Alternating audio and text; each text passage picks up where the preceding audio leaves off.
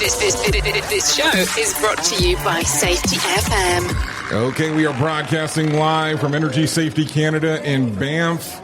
And like we have done a couple of times here, directly off the stage, Taylor and Michael, you're here.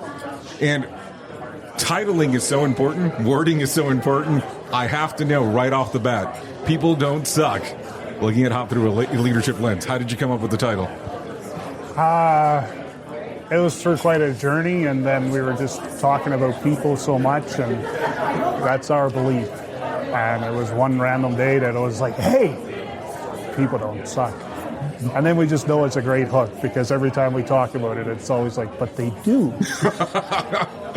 So let me ask you, can you pull the microphone up just a little bit higher? This way we can get you a little bit clear. Now let me ask you a question here. Can you give a brief overview of what the speech was? Because there are going to be some people listening that were not here, of course, just to get kind of just a little bit of the flavoring, and then we'll go into some details. The bigger flavoring is where you talk a little bit about human operationalized performance through like a leadership lens. So the big thing that we talk about is obviously labels and labeling bias. The story that we tell is about somebody who was thought to have seemed to have a performance issue, but after you really look at it, it was more of just an emotional view that somebody had towards this person. So we really just try to share our story about checking emotion and recognizing whether it's actually factual or it's just coming from an emotional place. Taylor, what do you think there? And then we also layer in the human performance concept. So the number one, if people make mistakes. And if you tie that into how we're approaching individuals within our organization, it's an attitude that we have to really take and own before we make any decisions within our organizations, I believe. So let me just ask the strange question. Is this the first time that you guys have presented at a conference? Yep. Yes. Okay. So I'm not blowing smoke. So let's talk here. You guys had a line waiting for people to talk to you post-event in regards of the presentations that you did. Now, let's not talk about ego because that's easy to get into, but people really wanted to know what you guys were talking about. So general consensus, apparently you're hitting the market right with this information. So when you sat back and started developing this, what was the standpoint of what you were trying to accomplish? And whoever wants to take it.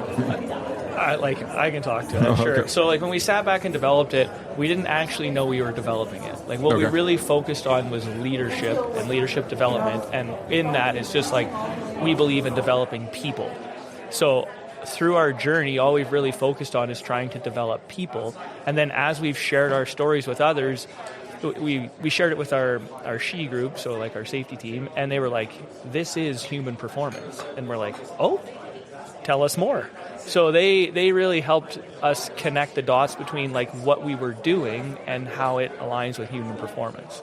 So when you started looking at this, and Taylor, when you started looking at it and you realized that it was aligning with human performance, what was the general conception? Did you think that you had hit something that you didn't realize that it was there, or how did it come about? Yeah, for sure.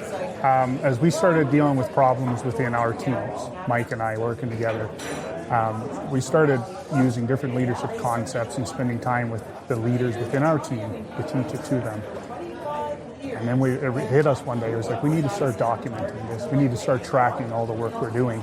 And as we started tracking the work we were doing, we had a OneNote with 8 or 10 items, and it blew up. I mean, because once you start opening up conversation within your organization, it blows up, and it starts changing that, hey, embracing that red, looking at the problems, and it develops that internally of each person within the team of we're comfortable with the fact there's problems, and we're comfortable with the fact that we're just going to be constantly dealing with the problems. That's why we believe we have a job, is to be working on those problems.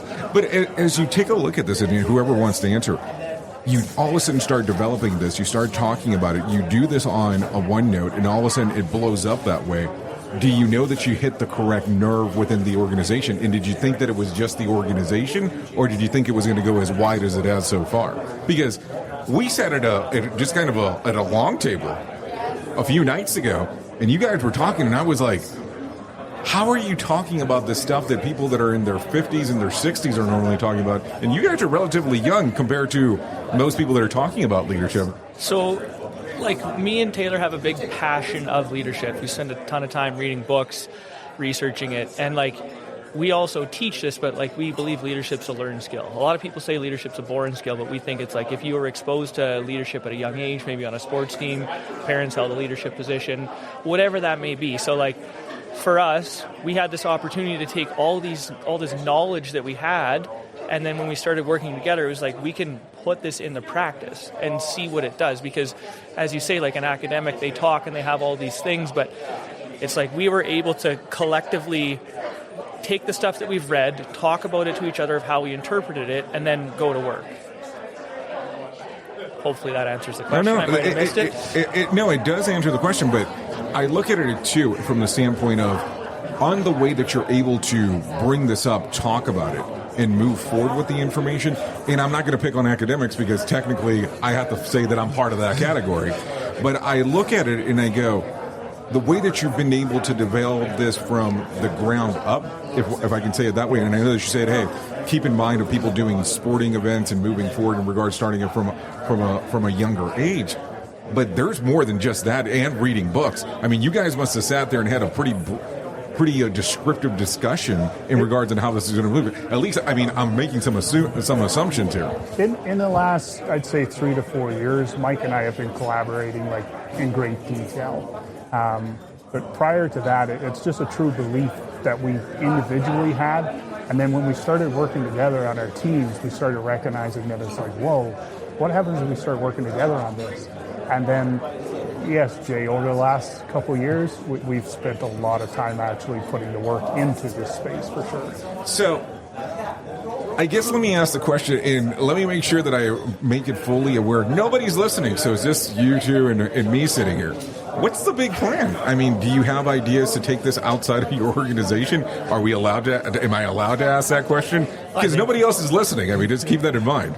Honestly, like, I think me and Taylor, the one thing we've really talked about is like how do we make it bigger? Because honestly, we believe in it so deeply. It's like, how do we influence the most amount of people? So we want to make it as big as we can. I don't know exactly what that looks like right now, but obviously through meeting you and relationships, I think we're going to find out very soon what that means for us. Our plan is to continue telling our story. Okay. And so over the last year or so, Mike and I have started collaborating to write the book, People Don't Suck. So we're working on that right now. Our goal is to continue to talk to whoever wants to listen to the story and just get it out there. So I have to ask the question because, you know, when we start talking about other aspects of being able to do, when you start looking at things that you've done while you're moonlighting, is your company going to say anything about this? Because, I mean, it's your development, it's your book. We've actually worked with the company on it to ensure that we have like the legalities all covered and ensure that it's done properly. I mean, you're at the very beginning stage, so I have to ask the question. Yeah. And like I said, no one's listening, so we're good. Yeah, yeah, we're very we're very open people, not only with people we talk to, but also with our company as well, to ensure that we're getting it right. So when you're looking at doing this book concept, so how long are you thinking? What's the date? What's the timeline? What do you have? The goal would be inside of this year now to have it completed. Okay, so let's look at this. We're now talking May the 2nd, so the pressure is on. I mean, and I have it in a recording now that you're giving dates. I don't know if that's a good thing or a bad thing. You were aware that Mike looked directly away the moment that I said the date. Like, I disappeared the moment that he thought that he looked away. You know I'm still here. Pressure makes diamonds, so we're really, it's good. So here's the thing. I mean, as you went through this and you're going through this information of leadership, I would almost imagine to an extent, depending on what people are looking for, the book could lead to a workshop. 100%. And I mean, and that's the thought process, and depending on how you have it developed. And I think that it's a blessing that I'm not going to name your company because I think that's kind of rude because neither of you mentioned it, so I'll leave it out there. That it's the company that has you, it's a blessing that you're there for them in regards to what you're developing, and the people are able to actually to learn from you. But I think that if you're able to do the conference circuits in regards of sharing this information, you're really going to get further ahead in regards to being able to help people. Because I think that when you put the lens of HOP into this, that's what we're here for. It's to build the community of practice to help lead forward. So will this be something that's allowed to do? I mean, in regards, and is it something that you're even interested in going into different conferences? I believe so. Right now, like we went through very rigorous approvals to be able to come to here, speak here right now, and we haven't seen very much resistance from our organization to stop that right yet. So we're going to continue as much as we can. Well, I know the person that you report to, and I've known her for some time, but I won't mention names. I won't mention names. Yeah. No, I think there is full support from them. Obviously, like we're here right now, or here at this one, so. And I think they're pushing big time to have us again here next year. We know what our goals are for next year at this conference. Well, and think about this. You're in one of the ballrooms. Let's talk about it. Based on what people are saying, is just as you've walked out, you know that you're going to be moved to a different ballroom. We're excited. We're looking forward to it. Yeah, we're really excited. Just kind of the way that I look at it. So, what are you looking at in regards to the processing forward? So you have the book, you have the potential conferences in regards of actually moving forward with. How do you look at it of what other things you're going to be able to do with this? Well, we had a couple of gentlemen from Energy Safety Canada reach out to us. It sounds like they have some shorts that they film. I think we're going to be reaching back to them and hopefully being able to participate in a couple of those.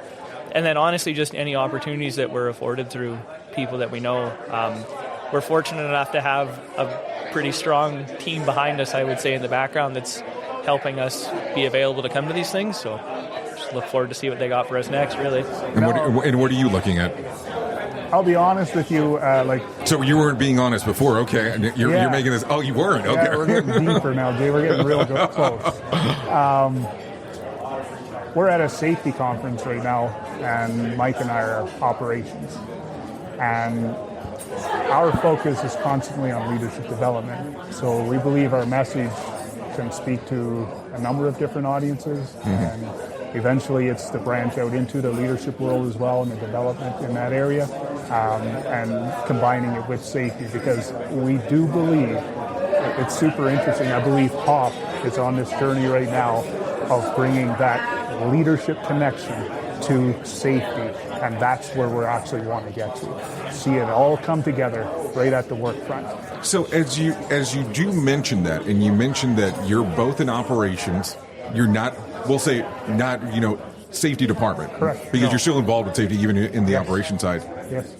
Is it a shock that you were invited to Energy Safety Canada for this? And I would say so. And how did that process even occur? Because this is not an easy thing for somebody to say, hey, we want you to present.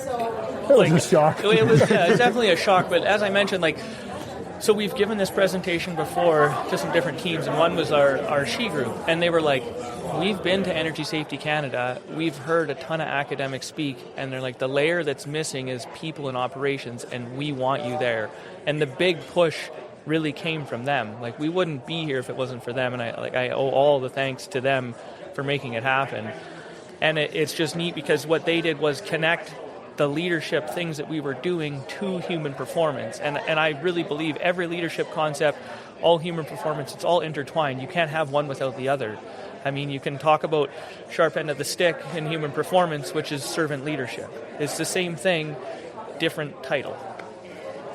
Well, it's funny that you mentioned that, because that term servant leadership, if you would have said this a few years ago, people would have not taken that very well. I remember there was a gentleman that I was interacting with, and he had a concept that he wanted to talk about servant leadership, and people did not like that. They did not like the terminology. I mean, and sometimes I think we're kind of hypersensitive when it comes to terms. So when you notice that you were going into the servant leadership side, when you notice that you were doing all these things that people were more and more interested, did you know that that's what you were going to call it, or was it something that you said, we can blend it into something else, but we're not going to title it servant leadership, but now we're at the standpoint where you can? I believe we knew that we were talking about servant leadership from the beginning. We did not fully understand how it aligned with HOP. Sharp end of the stick and how we tied that together here right now. No, we did not recognize that at all. Okay. It was kind of through our journey that we made those connections. But it's just incredible to see how HOP is actually just a leadership tool. Mm-hmm. Absolutely. Yeah, if it wasn't for our safety team, we wouldn't have made that connection. We would have just still been talking leadership. But again, the more you can intertwine it, the better it gets, right? You can speak to more people. Okay, well, Mike and Taylor, I appreciate you guys coming by. I know that lunch ends in like 13 minutes, so I don't want to hold you too long. If people want to find out more information on what you guys have going on, is there somewhere they can go currently to find out more information? I believe all this is on the Energy Safety Canada website. We do the community practices with Energy Safety Canada. We've done one. I'm assuming we're going to do a couple more. Like I said, there should be some shorts coming out. Both me and Taylor have LinkedIn. We always like hearing from people, hearing about your experiences, love questions. Helps us learn too, so look us up, and yeah, thanks, Jay. Okay, well, thanks for coming on. I really do appreciate it. Thank you, Jay.